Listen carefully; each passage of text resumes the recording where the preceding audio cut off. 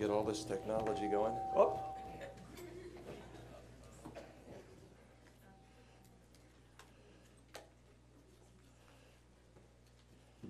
Got the level right now? Turn it down a little bit.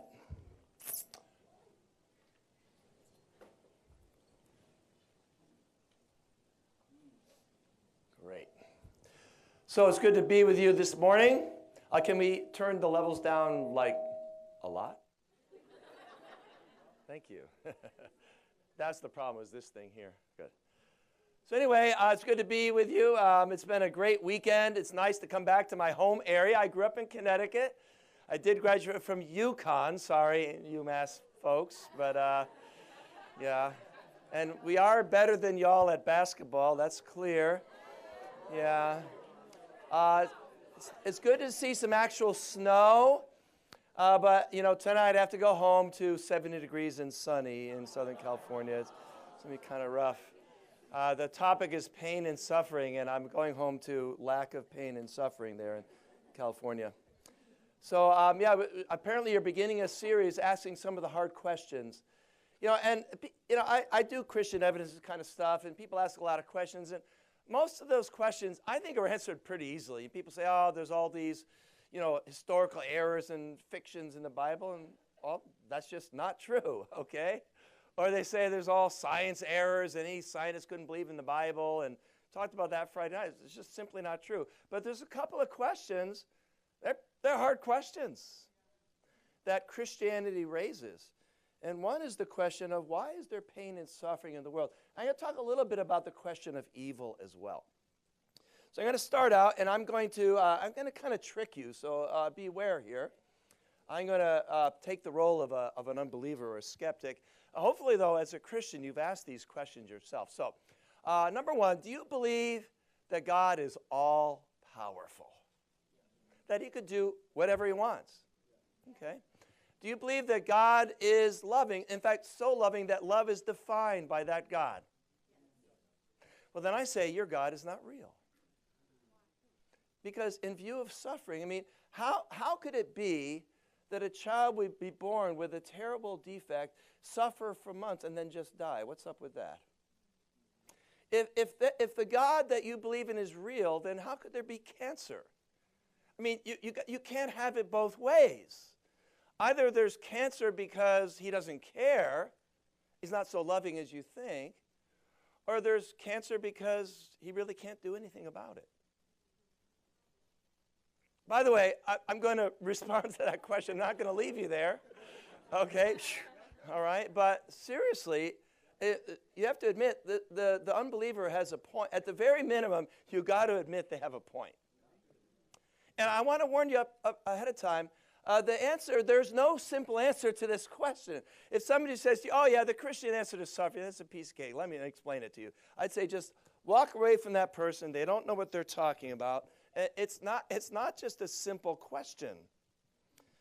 This is a hard lesson for me to do because this is emotional, and I'm not so in touch with my emotions, and I'm kind of mad at those college students. They made me cry, and I don't really like it when you make me cry. But there's some good questions. Is God the author of evil? If God created everything, and evil exists. So that's a little bit confusing. Is suffering God's fault? One thing I would say for sure is there's a lot of suffering in this world. That's clear. Not much debate on that one. So we're going to ask about that. And there's different kinds of suffering. There's disease. You know, why would God create malaria? How's that fit in with this awesome, all-powerful, loving God? You know, the fact that somebody gets a cold, that doesn't bother me. But somebody gets lupus. And they honestly, it's a life of suffering. And, you know, cancer. I mean, it's kind of hard to figure out how that fits in. So there's sickness and there's physical pain. You know, somebody breaks their leg, that's tough. But really, that doesn't create sort of a deep problem for me. But people who suffer from extreme, agonizing pain over great periods of time, why doesn't God just shut that down? And there's poverty. You know, I was asked not too long ago, do they have poverty in America? I say, well, that's an interesting question. I don't know exactly how to answer that question. But there's people who suffer from poverty, and why does God not kind of help out that situation? Now, we as Christians know that's kind of part of our job. But there's physical pain, but then there's emotional pain. Now, my parents said to me when I was a kid, they said, sticks and stones may break your bones, but words will never hurt you. That's the biggest lie I ever heard. I'm sorry, parents, that's not true. Some of us have been betrayed. Some of us have had those we loved deeply turn their back on us. I was just having a time with a sister yesterday, and she was sharing the pain of how she trusted somebody, and that person basically destroyed her life. And how are we going to do with it? How do we deal with that? Violence, terrorism, genocide, you know? And then there's the chronic fear that results from that. There are people who live in a kind of fear, it just doesn't disappear, you know? There's a lot of suffering in the world. Physical pain, poverty, genocide. Yes, it did happen in Armenia, despite what people say. Sexual abuse, loneliness. You know what? There's a lot of suffering in the world. So, again, the skeptics ask, is that because God doesn't care? Or is it because he just really can't solve the problem? So why is there suffering in the world? And again, I'm gonna basically a two-part outline here. One is sort of the intellectual answer, which really is not the one we need. And then there's the emotional answer. So I'm going to talk about the intellectual response to the question of evil first, and the question of suffering. And then I'll talk a little bit about the question of sort of the emotional response, which is really, I think, what we actually care about.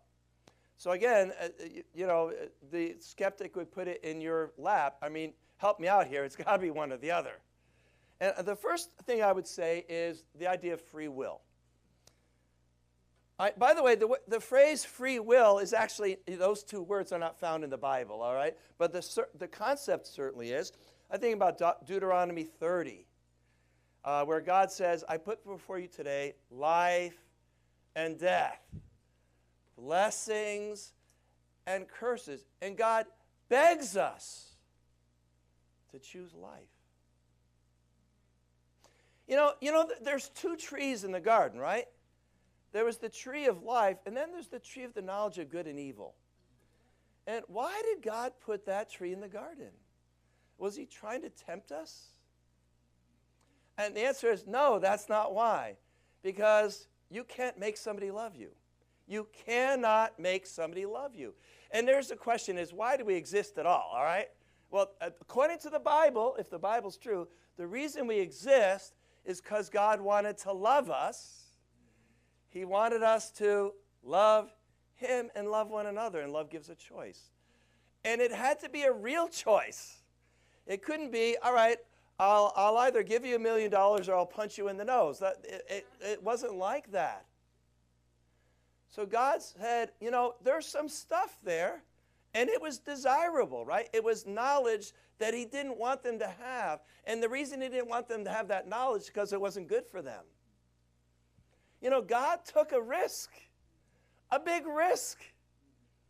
And those who are parents, they know about this, right? It's risky being a parent because you risk the possibility of living a life of mourning because your children reject you, or they end up in prison, or they suffer incredible pain that you can't really resolve. And it was risky.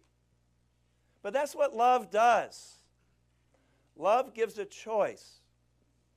So here's my response to that argument that says God is either weak in that he can't not solve this problem of suffering, or he just doesn't care. He's not compassionate. I'd say that is not correct.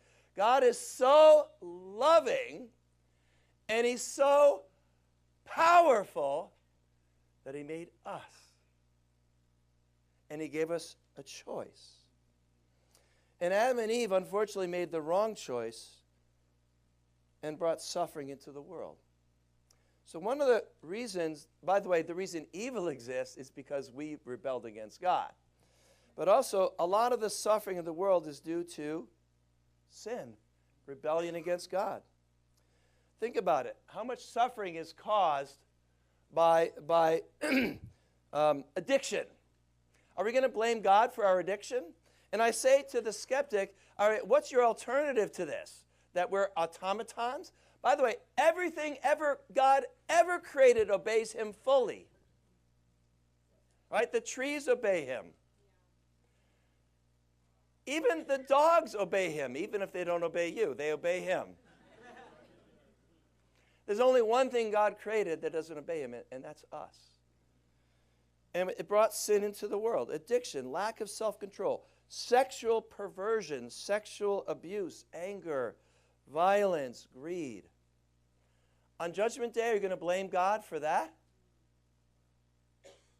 Well, you could, because he did create you, and he did give you the ability to rebel, but he did that because he loved you.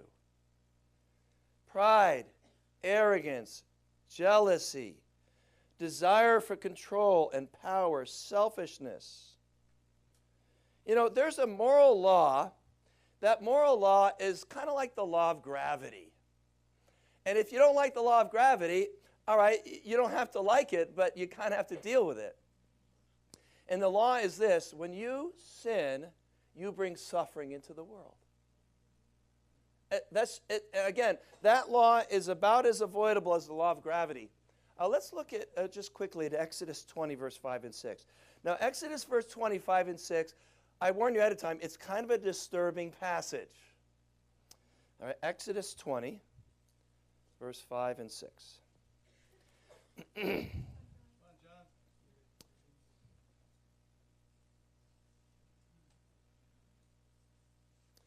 You shall not bow down to them or worship them, for I, the Lord your God, am a jealous God, punishing the children for the sin of their parents to the third and fourth generation of those who hate me.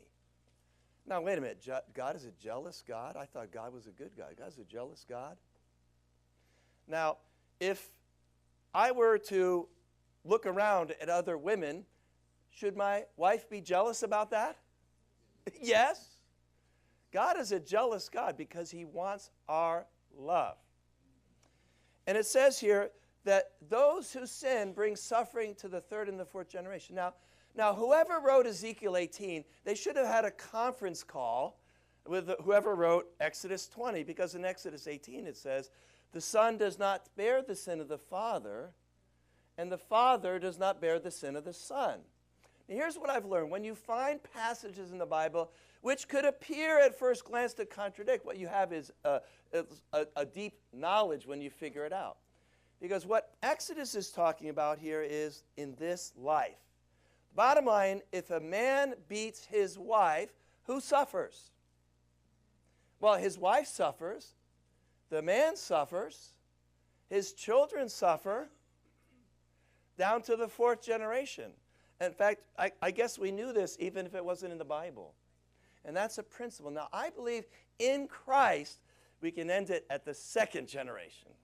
Not realistic to think it ends at the first generation, honestly.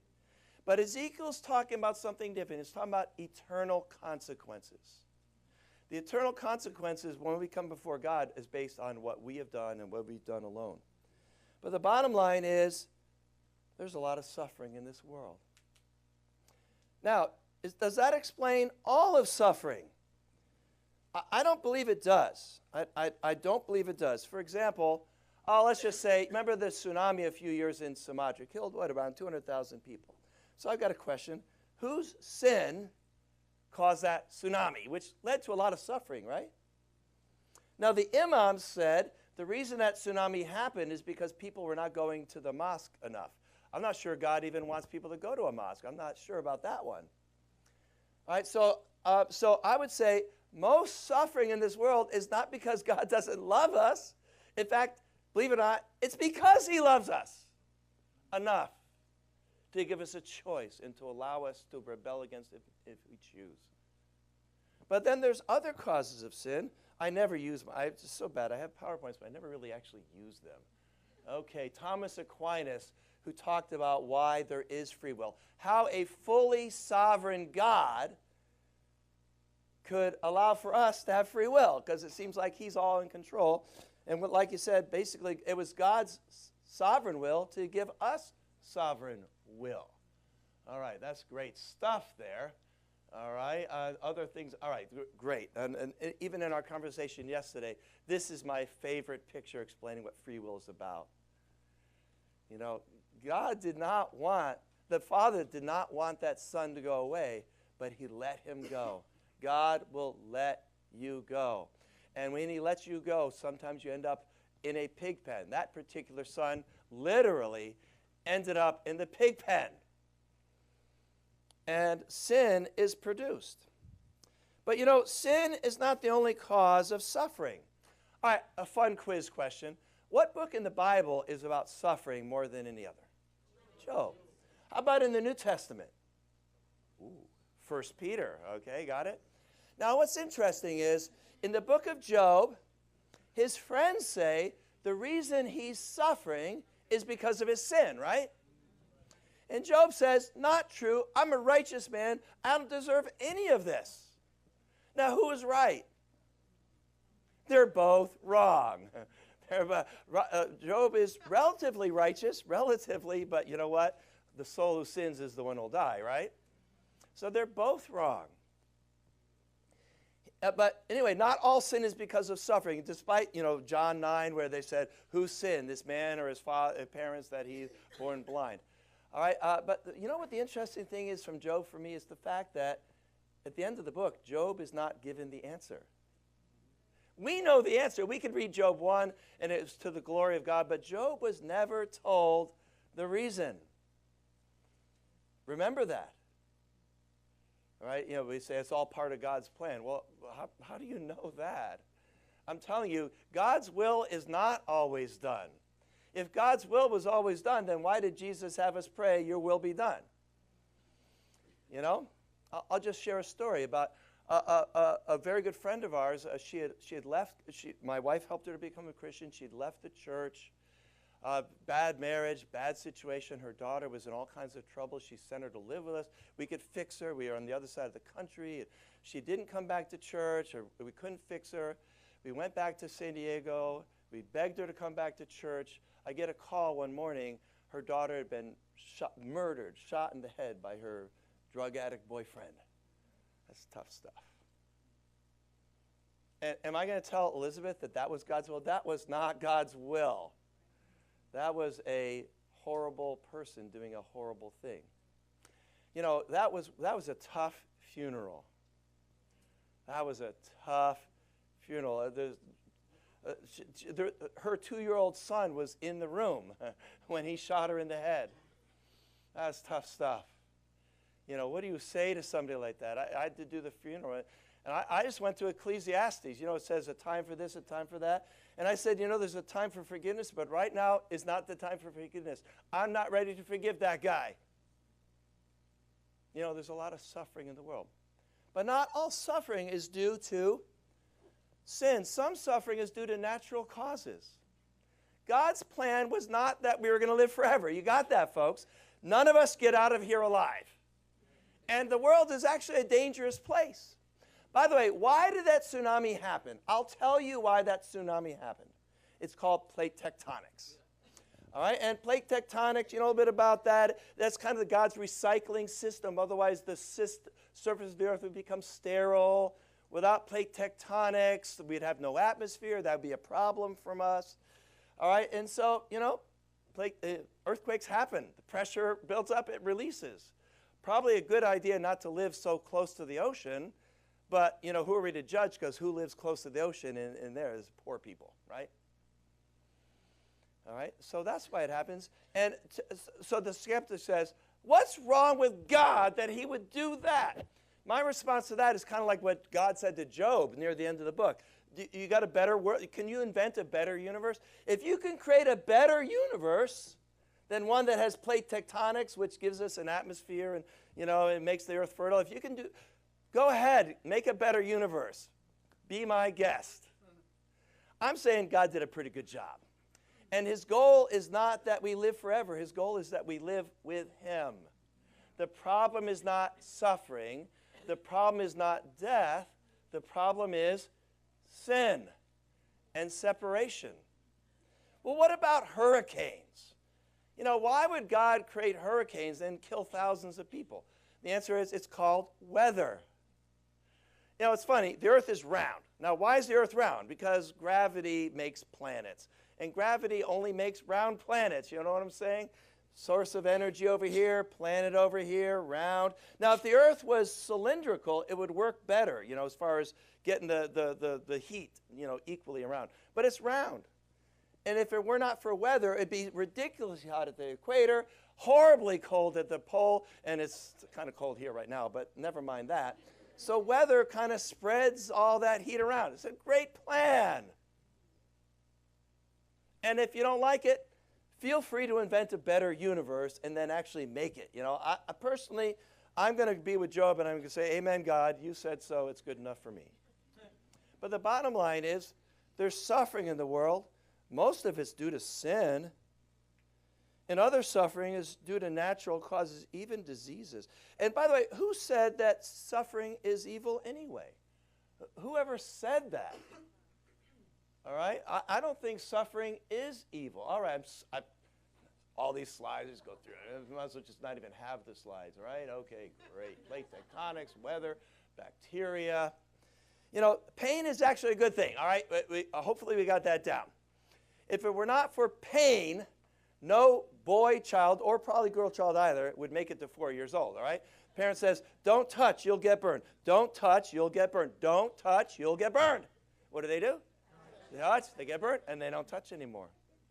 If it were not for pain, I would have burst my stomach. All right? How about this? If it were not for pain, there would be no joy. If it were not for suffering, there would be no joy. In fact, heaven is a place I don't fully understand, because if I think there's no suffering in heaven, or maybe there is, but it kind of, you know, no tears. Oh, wait, no, it doesn't say no tears. It says he wipes away every tear. Because how can we have joy without suffering? It just doesn't work that way. Psalms 30, verse 9, weeping endures for the night, but joy comes in the morning. John 9, 1 through 3, who sinned, this man or his parents, that he was born blind? And Jesus says it was for the glory of God. I bet there are people in this room right now, if God had not allowed them to suffer, they would be lost in their sins right now. And suffering is not the problem. In fact, suffering is part of how we reveal Christ. You know, in Romans 8:28, it says, all things work out to the good of those who love him. By the way, do me a favor, don't pull that out on somebody who's suffering right now, all right? Don't pull out that scripture, all right? Just kind of wait for a little bit later. Somebody who's, you know, got a cancer diagnosis, don't pull out Romans 8:28 on them. Everything works out for the good. So, man, this cancer is going to be good for you, and so you just need to deal with that. I don't think that's really the right approach there. Romans 5:3, suffering produces character, and character produces hope. Without suffering, we remain weak. You know, no pain, no gain. It's actually true. I've got a great way to solve suffering in your life. Sit on a couch and do nothing. In fact, doesn't the Bible say all those who seek a righteous life in Christ Jesus will be persecuted? Suffering is not the problem. The world says it's the problem, but it's not the problem. The world says death is evil. But death is not evil. Death is a transition, hopefully to something better. Now, if you're an atheist, then you're dead like Rover, dead all over, all right? But that's not what we're talking about here. All right, one more passage on this whole idea about evil not being so bad, or suffering not being so bad. This is my favorite one, Colossians 1:24. No, we're not dead like Rover, dead all over. By the way, all dogs, I don't know if they go to heaven or not. That's you know, the movie, right? All dogs go to heaven? I don't know if they do or not, all right?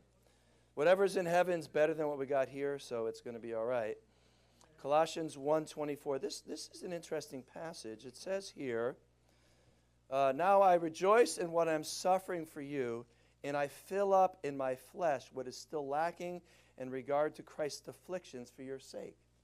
It seems almost blasphemous. He's saying Christ's sufferings are not sufficient. Because as we suffer, we come to know Christ. So suffering is not evil. So summarize part 1. By the way, part 2 is only going to be about 10 minutes. Don't worry. There's some people suffering right now with those kids in their classes. But then again, it's good for them, right? It's good for them.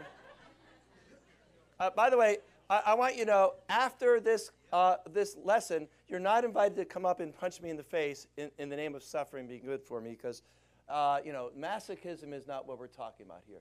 So I'm going to have to post this outline later because I keep getting behind on my PowerPoint. These are some reasons why suffering is actually a gift. It's one of the most wonderful gifts for us, not even just as Christians. All right, so most suffering is the result of sin, and the reason there's sin is not because God is not compassionate or powerful. It's because he loves us enough to give us a choice. But let's not have some simplistic answer here, because the bottom line is there's natural causes as well, and a few other things like people's foolishness, not to prepare for that. But now I want to talk about the emotional response to suffering. That's, I think, what we actually care about. What is the Christian response to suffering? What is the Hindu response to suffering? See, Hindus teach that suffering is an illusion. It's Maya. It's not real. Who does most of the benevolent works in India? Christian groups. There's some wonderful Hindu people, don't get me wrong. What's the Buddhist response to suffering? The Buddhist response to suffering is dispassion, is to remove yourself emotionally from that suffering. How's that do at solving the suffering problem? Who does most of the benevolent works in Buddhist countries? It's Christians. What's the Muslim response to suffering? Well, who does most of the benevolent work in Muslim countries? The answer is Muslims. Because one of the 5 pillars of Islam is almsgiving. But there's a problem, because in Islam, it is illegal to use any of those alms to help anybody who's not a Muslim. What's the Christian response to suffering? It's compassion. Why do we have compassion? Because suffering is evil? No. Because that's what love does. That's what Jesus did. Jesus had the greatest compassion ministry in all history. Jeremiah 22:15-16. Does it make you a king to have more and more cedar? Did not your father have food and drink? He did what was right and just, so all went well with him. He defended the cause of the poor and needy. He didn't just give them stuff. He defended them. And so all went well with him. Is that not what it means to know me, declares the Lord? James 1:27. Religion that God our Father accepts as pure and faultless is this: to look after orphans and widows in their distress, and to keep oneself from being polluted by the world. Proverbs 14:31. He oppresses the poor and shows contempt for their maker. But whoever is kind to the needy honors God. We're not talking about just helping people. We're talking about creating social justice. Isaiah 58:6-7. Is this not the kind of fasting I've chosen? To loose the chains of injustice, to untie the cords of the yoke, to set the oppressed free, and to break every yoke. One of my favorite illustrations is from Julian. Okay. Jeremiah 12:1. I'm going to just throw that out there, all right? This is a great one. Jeremiah 12:1. Jeremiah says, God, you are always right. You are always just. All your decrees are always right. But I'm really mad at you right now because I don't agree with what you did. That's one of the beauties of God. If you're mad at God, just tell him. He wants to hear. Jesus is the perfect high priest. Hebrews 5, 8, and 9. He learned obedience through suffering. He didn't learn in the sense of, 5 plus 5 is 10. He experienced through suffering. And it says he became a perfect high priest. Wait a minute, Jesus was not perfect? Well, you have to understand the definition of perfect in that context, complete. Because what is a priest? A priest is one who communicates between us down here and God up there. And a priest has to speak the language of God and the language of mankind. Before Jesus came down, he definitely had the God language set. That was not a problem. But he came down here and he suffered in every way just like us. That is why he is a perfect high priest.